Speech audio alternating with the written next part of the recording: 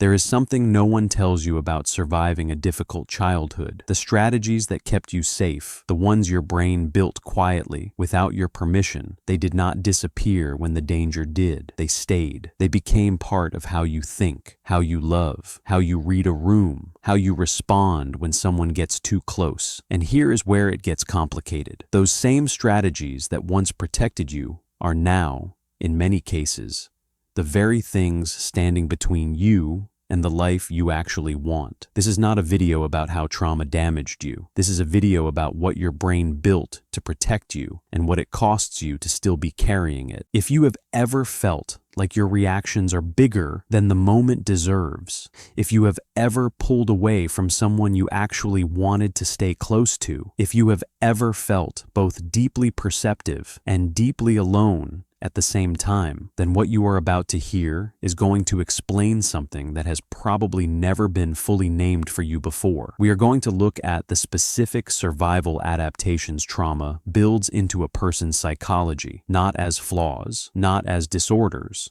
but as what they actually are: intelligent responses to conditions that no longer exist. By the end of this, the way you see yourself is going to shift, and that shift is the beginning of something. But before we get there is one thing worth sitting with from the very beginning. Most people assume that healing from trauma means getting rid of the traits it produced in them: the hypervigilance, the self-reliance, the ability to read people in a single glance. What if that assumption is wrong? Hold that question. We will come back to it. Picture this. You walk into a room, and before a single word is spoken, you already know something is off. You can feel it, the tension in someone's posture, the pause that lasted just a fraction too long, the smile that was technically correct but did not reach the eyes. You didn't learn this skill. You developed it out of necessity. Psychologists who study adverse childhood experiences have found that children raised in emotionally unpredictable environments develop something measurable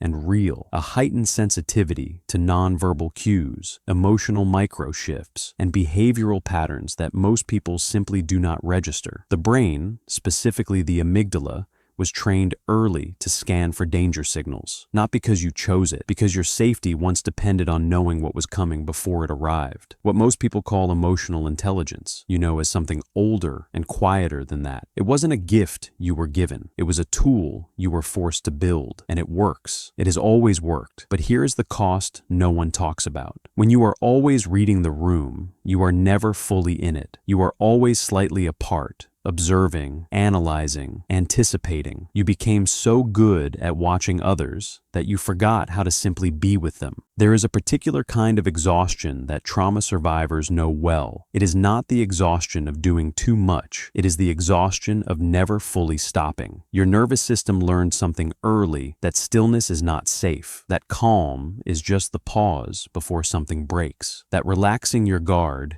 even for a moment, could mean missing something important. Researchers describe this as a state of chronic hypervigilance. The stress response system, designed for short bursts of danger, gets locked in a kind of background on mode. The cortisol keeps moving. The body stays alert, even when there is nothing to be alert for. This is why rest does not feel like rest for a lot of people who have been through hard things. It feels like waiting. You sit quietly, and your mind starts moving. You go somewhere peaceful, and something in you keeps scanning the exits. Someone is kind to you, and a part of you waits for what comes after the kindness. This is not a character flaw. It is a nervous system that was trained to survive, doing exactly what it was trained to do, even in a world where the original threat is long gone. The survival skill outlived the danger, and the body is still running a program written for a situation that no longer exists. Here is a pattern that shows up again and again in people who carry unhealed trauma. They are extraordinarily good at seeing others. They detect dishonesty early. They sense when something is wrong with someone they love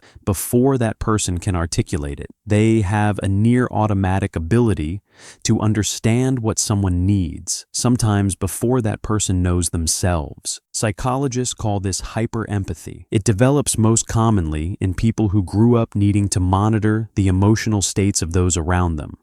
often because the emotional state of a parent or caregiver had direct consequences for their own safety. You didn't learn to read people, you learned to survive by reading people. The difference is important because the same attunement that makes you deeply compassionate also makes you deeply vulnerable. You absorb what others feel, the joy, yes, but also the tension, the grief, the unspoken anger in a room. You carry emotional weight that doesn't belong to you because your system never learned to separate what is yours from what is theirs. And in relationships, this creates a painful imbalance. You see your partner, your friend, your family member with a clarity that can feel like a burden. You know what they need. You sense when they are drifting. You feel their distance before they have even named it. But when it comes to your own needs, your own emotional state, you often go quiet. Because somewhere along the way, being attuned to others felt safe. Being known yourself felt dangerous. This is the part that matters most, and it is the part that takes the longest to see clearly. If you grew up in an environment where asking for help led to disappointment, shame,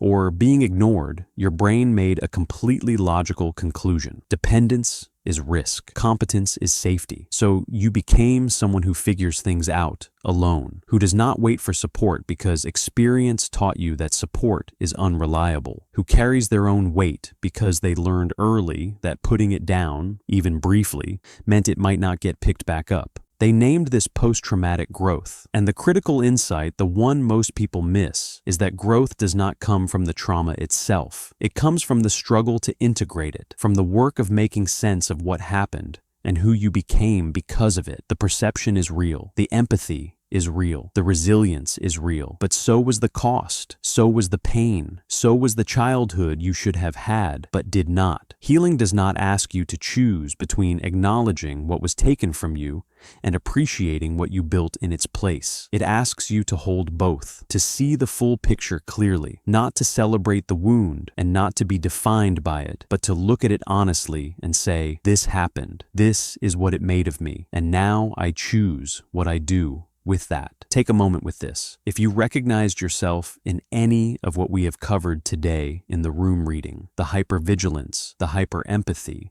the self-reliance that keeps people just slightly too far, there is something worth saying directly. None of those adaptations mean something is wrong with you. They mean something happened to you, and you were smart enough to survive it. For a long time, the very things that made you perceptive and resilient and deep were probably also the things that made you feel different, difficult, too much, not enough. That was never the truth. You were adapting, and you adapted well. The question is no longer how you got here. The question is what you do now that you can see it clearly. If this video gave you something a name for something you have felt for a long time, a moment of recognition, a sense of being understood, consider sharing it with someone who might need it too. If the ideas explored here resonate with the way you think about psychology and the mind, subscribing to Psychology Aspect means you will be part of every conversation we have from here. Every video on this channel is built for people who take their inner world seriously, people who are not just looking for surface answers, but for something that actually reaches them. Leave a comment below if something specific in this video landed for you. Your words matter in this space, and they may be exactly what someone else in this community needs to read today. There is one question this video deliberately left open, and it is the one we will explore next. If the survival skills trauma built are now working against you, what does it actually look like to unlearn them without losing what made them valuable? That is where we are going next. We will see you there.